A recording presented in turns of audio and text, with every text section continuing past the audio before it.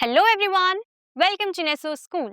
हमने पिछले लेक्चर में पढ़ा था कि कैसे 1921 में नॉन कोऑपरेशन मूवमेंट की शुरुआत हुई थी, जिसमें कई सारे सोशल ग्रुप्स ने हिस्सा लिया था। हमने ये भी पढ़ा था कि किस तरीके से नॉन कोऑपरेशन मूवमेंट की शुरुआत सबसे पहले शहरों में हुई थी, टाउन्स में हुई थी।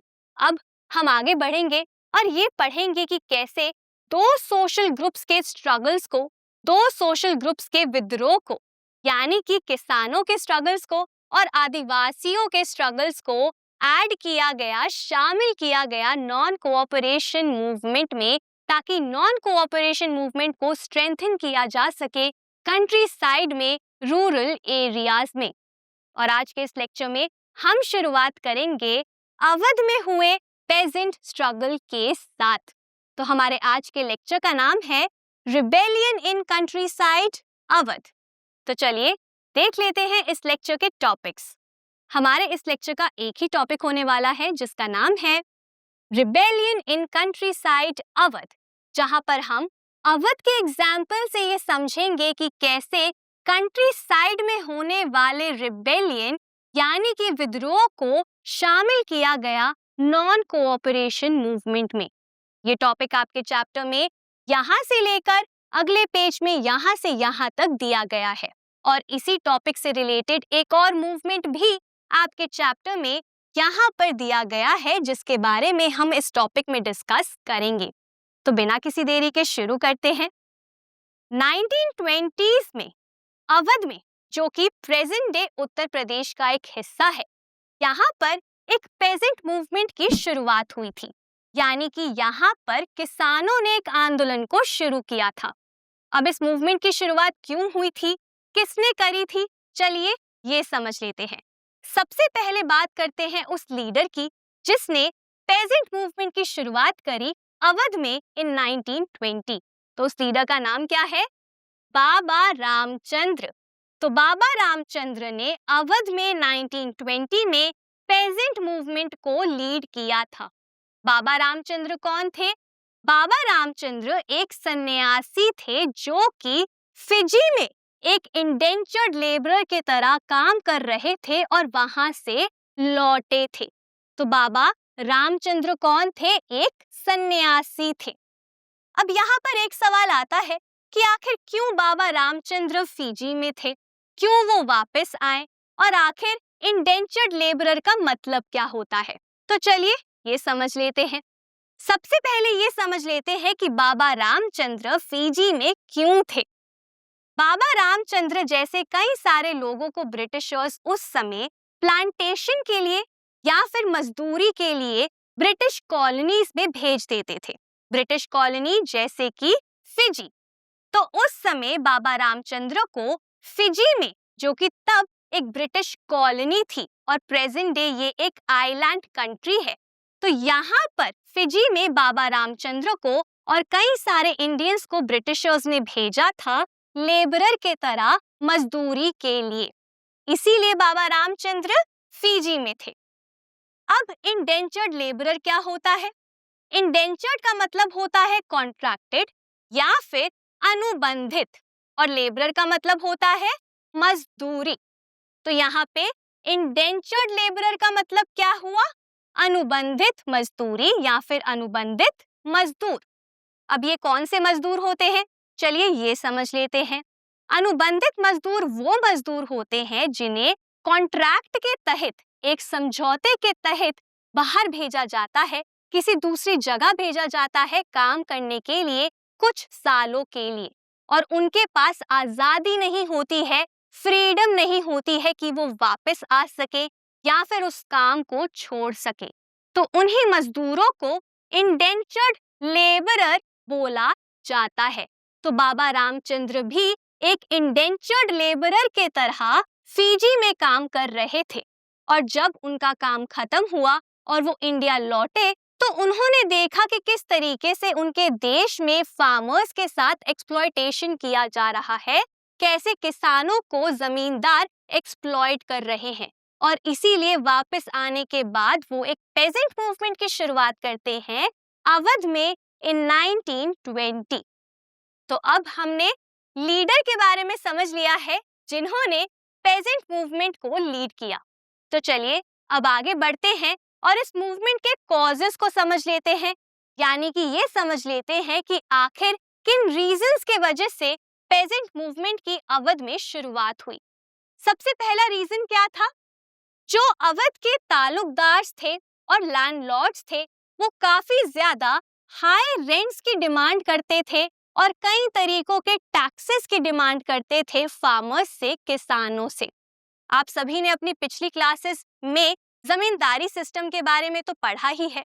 तो यहाँ पर जो तालुकदार थे और जो लैंडलॉर्ड्स थे, यानी कि जो जमींदार थे, वो क्या कर रहे थे? वो ज्यादा रेंट की डिमांड कर रहे थे और लगान की, टैक्सेस की डिमांड कर रहे थे फार्मर्स से, किसानों से।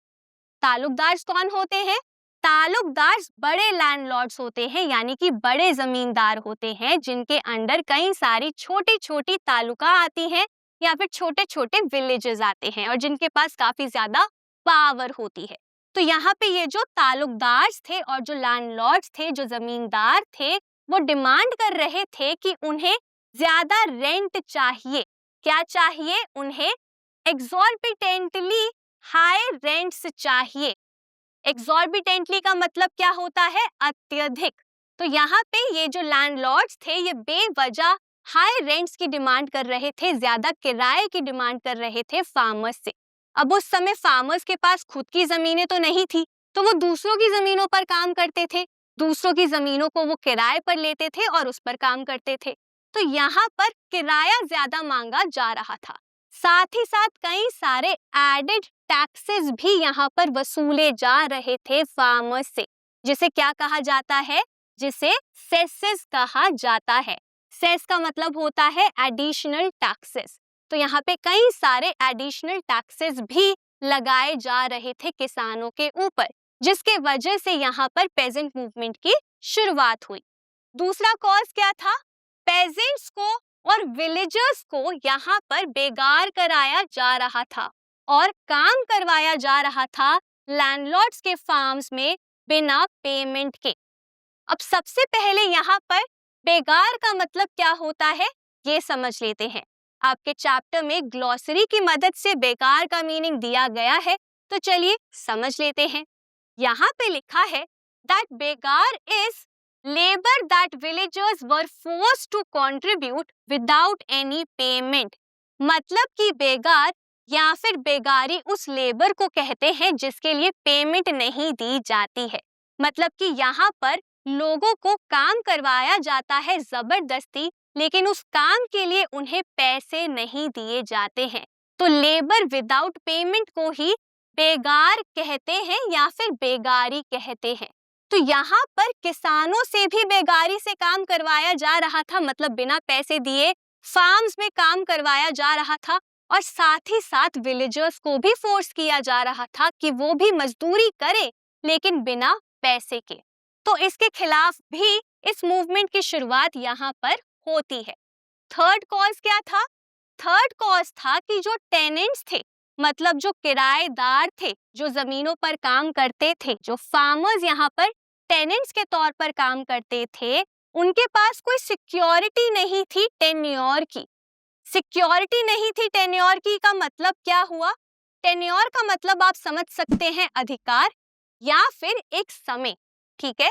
तो यहाँ पर जो टेनेंट्स थे वो किसी भी फिक्स्ड पीरियड के लिए काम नहीं कर रहे थे लैंड्स के ऊपर। मतलब कि ऐसा नहीं है कि अगर 5 साल तक किसी एक फार्मर ने, किसी एक पेजेंट ने एक जमीन के ऊपर काम किया है तो जो लैंडलॉर्ड है वो उसे नहीं निकालेगा, नहीं। अगर 5 साल किसी किसान ने एक ही जमीन पर काम किया है तो जो लैंडलॉर्ड है वो अगले ही दिन उस किसान को काम से निकाल सकता था, उसके लैंड से इविक्ट कर सकता था। तो इसीलिए कोई सिक्योरिटी नहीं थी, कोई सुरक्षा नहीं थी कि कितने समय तक यहाँ पर किसान जो थे वो काम कर सकते थे किसी और की जमीनों पर, और इसी वजह से उनका कोई अधिकार ही नहीं था उस जमीन पर जहां पर वो इतने सालों से काम करते जा रहे थे। ठीक है, तो यहाँ पर कोई भी राइट नहीं था किसी भी फार्मर के पास अपनी जमीन के ऊपर जहां पर वो काम कर रहे हैं किराए पर, जिसे लीज्ड लैंड बोला जाता है, यानी कि वो जमीन जहां पर वो किराए पर काम कर रहे थे। तो कोई अधिकार नहीं था, कोई सिक्योरिटी नहीं थी कि कितने समय तक वो उस जमीन पर काम कर सकते हैं। तो एक तरीके से जॉब की ही कोई सिक्योरिटी यहाँ पर नहीं थी किसानों के पास, और इसीलिए वो यहाँ पे प्रोटेस्ट करते हैं और पेजेंट मूवमेंट की शुरुआत करते हैं। तो ये थे वो 3 कॉजेस जिसके वजह से पेजेंट मूवमेंट की शुरुआत होती है 1920 में। अब चलिए आगे बढ़ते हैं और समझ लेते हैं कि आखिर इस मूवमेंट में क्या-क्या डिमांड्स आगे रखी गई थी। मतलब कि क्या मांगे थी पेजेंट्स की यहाँ पर इस मूवमेंट में। सबसे पहली मांग क्या थी कि रेवेन्यू को रिड्यूस कर दिया जाए, मतलब कि टैक्सेस को रिड्यूस कर दिया जाए। जो भी टैक्सेस हमसे कलेक्ट किए जाते हैं, जिन टैक्सेस से लैंडलॉर्ड्स के रेवेन्यू बढ़ते हैं, मतलब उनकी कमाई बढ़ती है, उसे रिड्यूस कर दिया जाए। ये सबसे पहली डिमांड थी पेजेंट मूवमेंट की। दूसरी डिमांड क्या थी कि अबॉलिश कर दिया जाए बेगार को, कि फ्री में जो काम करवाया जाता है, लेबर करवाया जाता है, मजदूरी करवाई जाती है पेजेंट से, लोगों से, विलेजर्स से, उसे कंप्लीटली खत्म कर दिया जाए, अबॉलिश कर दिया जाए। तीसरी डिमांड क्या थी कि सोशल बॉयकॉट कर दिया जाए ऑप्रेसिव लैंडलॉर्ड्स का। सोशल बॉयकॉट करने का मतलब क्या हुआ कि सामाजिक रूप से बहिष्कार कर दिया जाए उन लैंडलॉर्ड्स का, उन जमींदारों का जो कि ऑप्रेस करते हैं फार्मर्स को, पेजेंट्स को। तो कोई भी बातचीत ना हो लैंडलॉर्ड्स के साथ, किसी भी प्रकार का लेन देन ना हो लैंडलॉर्ड्स के साथ, उनको सोशली साइड में कर दिया जाए, अलग कर दिया जाए सोसाइटी से। तो इस प्रकार की डिमांड भी यहाँ पर पेजेंट्स रखते हैं इस पेजेंट मूवमेंट में। तो ये थी वो 3 डिमांड्स जो यहाँ पर पेजेंट मूवमेंट में आगे रखी जाती हैं। अब हमने डिमांड्स को भी समझ लिया है, तो चलिए आगे बढ़ते हैं और समझ लेते हैं इवेंट्स के बारे में, यानी कि इस मूवमेंट में क्या-क्या इवेंट्स अकर हुए। सबसे पहले तो यहाँ पर सोशल बॉयकॉट के लिए ही नाई धोबी बंद लगा दिए गए, ऑर्गेनाइज कर दिए गए पंचायत द्वारा, ताकि जो भी लैंडलॉर्ड्स हैं, जमींदार हैं, वो डिप्राइव हो जाए सर्विसेज के। तो यहाँ पर क्या किया गया, जो बार्बर्स यानी कि नाई थे, जो वॉशरमैन यानी कि धोबी थे, वो अब सर्विसेज प्रोवाइड नहीं कर रहे थे लैंडलॉर्ड्स को। तो इस तरीके से सर्विसेज को बंद कर दिया गया था लैंडलॉर्ड्स के लिए पंचायत द्वारा, ताकि लैंडलॉर्ड्स को ये रियलाइज हो, ये एहसास हो कि कितनी वैल्यूएबल जॉब है इन लोगों की और ये क्या वैल्यू रखते हैं। तो इसी वजह से नाई धोबी बंद को ऑर्गेनाइज किया गया। उसके बाद क्या हुआ, उसके बाद जून 1920 में जवाहरलाल नेहरू कई सारे विलेजेस में विजिट करते हैं, गांव में जाते हैं और पेजेंट से वो बातचीत करते हैं, डिस्कशंस करते हैं और उनकी तकलीफों को समझते हैं, उनकी प्रॉब्लम्स को समझने की कोशिश करते हैं। तो सबसे पहले यहाँ पे नाई धोबी बंद को ऑर्गेनाइज किया जाता है, जिसके बाद 1920 जून में जवाहरलाल नेहरू विजिट करते हैं विलेजेस में और पेजेंट से बातचीत करते हैं। और बातचीत करने के बाद अक्टूबर 1920 में औध किसान सभा को सेटअप किया जाता है। औध का मतलब क्या होता है, अवध, ठीक है। तो इसे आप औध किसान सभा भी कह सकते हैं और अवध किसान सभा भी कह सकते हैं। तो अक्टूबर 1920 में जवाहरलाल नेहरू, बाबा रामचंद्र और कई सारे और लीडर्स मिलकर औध किसान सभा को सेटअप करते हैं। अब इस किसान सभा को क्यों सेटअप किया जाता है, क्यों ऑर्गेनाइज किया जाता है? पेजेंट्स की प्रॉब्लम्स को सॉल्व करने के लिए और पेजेंट के मूवमेंट को ही आगे बढ़ाने के लिए, उनकी डिमांड्स को पूरा करवाने के लिए। तो इन्हीं रीजंस से औध किसान सभा को यहाँ पर क्रिएट किया जाता है, सेटअप किया जाता है। और जब ये सभा क्रिएट होती है, सेटअप होती है, तो उसी के 1 महीने के अंदर अंदर 300 से ज्यादा ब्रांचेस सेटअप हो जाती हैं औध किसान सभा की। तो इसी सभा को देखते देखते कई सारे और विलेजेस में भी ऐसी ही सभा सेटअप हो जाती है, मतलब 300 से ज्यादा ब्रांचेस सेटअप हो जाती हैं औध किसान सभा की। तो अब क्या होता है, धीरे धीरे ये जो पेजेंट मूवमेंट था ये आगे बढ़ता जाता है। और फिर आता है दिसंबर 1920, जब कांग्रेस का सेशन होता है और नॉन कोऑपरेशन मूवमेंट को एक्सेप्ट कर लिया जाता है, जिसके बाद जनवरी 1921 में नॉन कोऑपरेशन मूवमेंट को लॉन्च किया जाता है।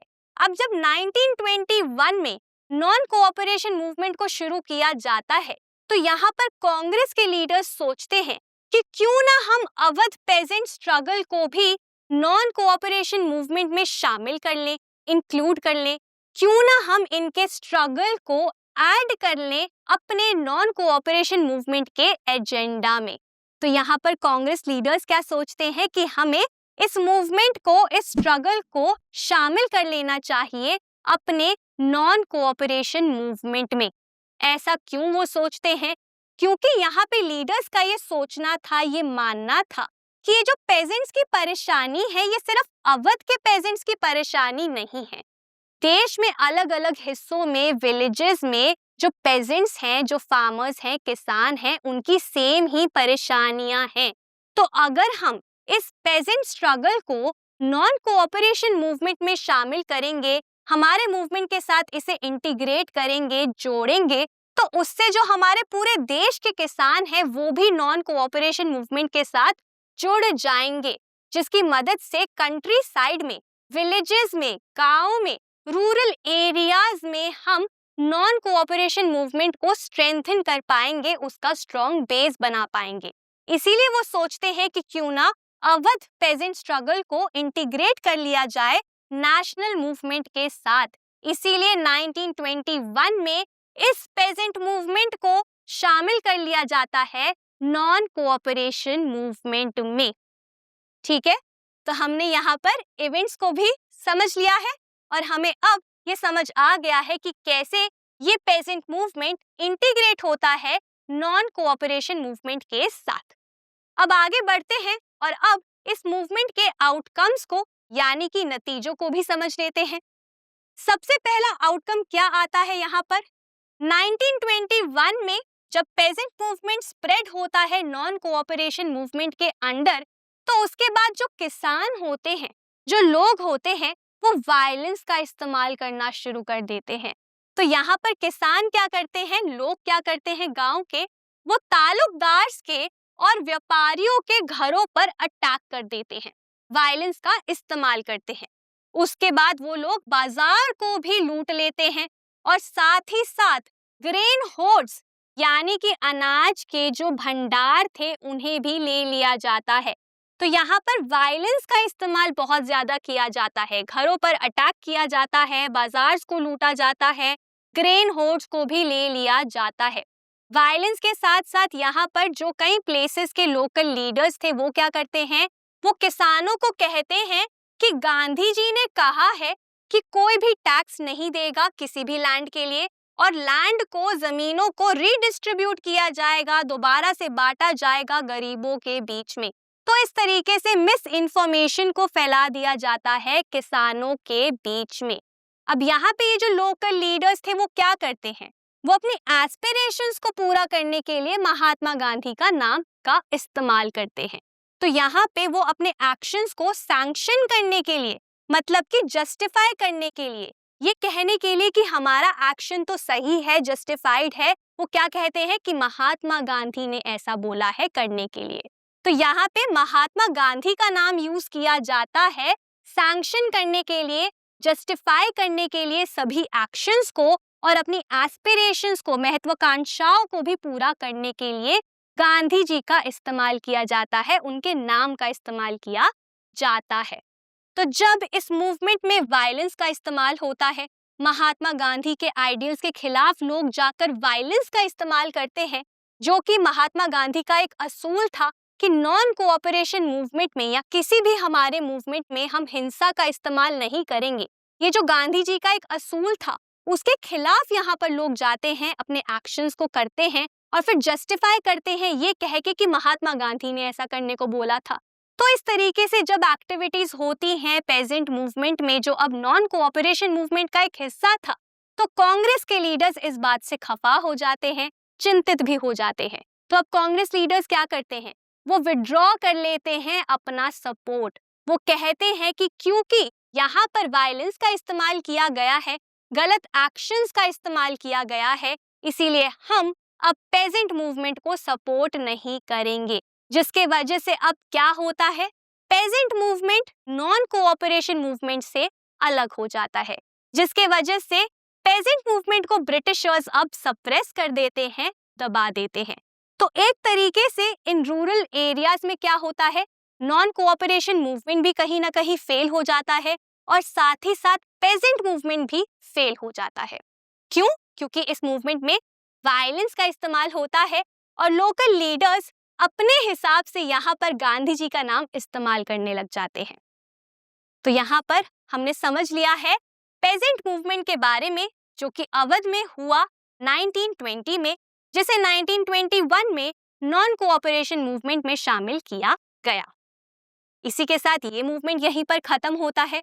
अब चलिए आगे बढ़ते हैं और आपके चैप्टर में यहाँ पर जो मूवमेंट की बात करी गई है उसे समझ लेते हैं। यहाँ पर लिखा गया है 1928 के एक मूवमेंट के बारे में, जिसे बरदौली सत्याग्रह कहा जाता है। तो 1928 में भी एक पेजेंट मूवमेंट की शुरुआत हुई थी और ये पेजेंट मूवमेंट की शुरुआत किसने करी थी? वल्लभ भाई पटेल ने। तो इन्होंने 1928 में एक पेजेंट मूवमेंट की शुरुआत करी थी गुजरात के एक तालुका में, जिसका नाम है बरदौली, जिसके वजह से इस मूवमेंट का नाम पड़ा बरदौली सत्याग्रह। ये मूवमेंट क्यों हुआ था? एनहेंसमेंट ऑफ लैंड रेवेन्यू के वजह से, मतलब कि यहाँ पर लैंड रेवेन्यू को बढ़ा दिया गया था, जिसके वजह से इस मूवमेंट की शुरुआत करी गई थी। और ये जो मूवमेंट था ये एक सक्सेस था। क्यों? क्योंकि वल्लभ भाई पटेल ने इस मूवमेंट को अच्छे तरीके से लीड किया था। इस स्ट्रगल को बहुत ज्यादा पब्लिसाइज किया गया था, देश भर में इस मूवमेंट के बारे में बताया गया था, जिसके वजह से कई सारे लोगों ने इस मूवमेंट को सपोर्ट किया था, इस मूवमेंट के साथ सिंपैथाइज भी किया था। मतलब कि लोगों ने यहाँ पर सहानुभूति दिखाई थी इस मूवमेंट के लिए, और इसी वजह से ये मूवमेंट सक्सेसफुल भी रहा, जो 1928 में हुआ था बरदौली में। तो यहाँ पर हमने इस मूवमेंट के बारे में भी समझ लिया है। इसी के साथ हमारा आज का ये टॉपिक, जिसका नाम था rebellion in country side Awadh, यहीं पर खत्म होता है। मैं उम्मीद करती हूँ ये टॉपिक आपको बहुत इंटरेस्टिंग लगा होगा और अच्छे से समझ भी आया होगा। तो आज के लिए बस इतना ही। अब मैं मिलूंगी आपसे अगले लेक्चर में, जहां पर हम आदिवासियों द्वारा किए गए स्ट्रगल के बारे में पढ़ेंगे। Thank you.